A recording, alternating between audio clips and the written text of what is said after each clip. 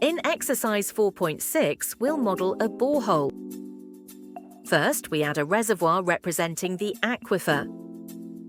The first node connects the pump, the second is the borehole head, where the riser pipe transitions to the pumping main, and the last is the delivery point, a tank.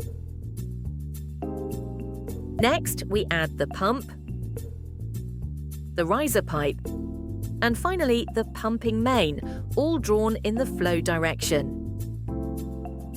The reservoir's elevation is set to that of the dynamic water level, never the pump installation depth.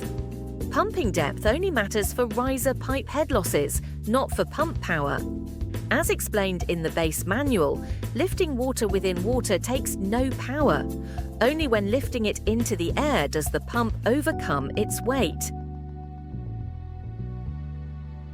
In this case, the elevation difference is 600 meters minus 30 meters equals 570 meters. For clarity, we name the first node pump outlet, but it actually marks where the riser main leaves the surrounding water, the dynamic water level. It gets the same elevation so we can monitor pressure. We input the riser main's length and inner diameter. Since boreholes have limited space, riser mains are usually small in diameter. If the pumping main extends over 100 meters, we would need to increase its diameter to avoid excessive friction losses and inefficiency. Do not just match the pump outlet diameter mindlessly. We enter the borehole head data, setting its elevation to 600. Now we input the pumping main's parameters. A check valve is needed in the pumping main to prevent backflow from the tank.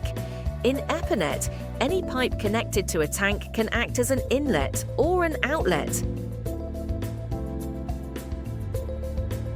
We enter the tank parameters.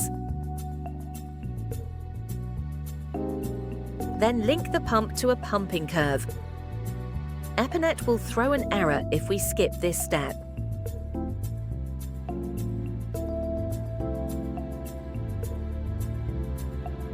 The curve can be a duty point approximation or a detailed one with several points based on manufacturer data. We link the pump and pump curve.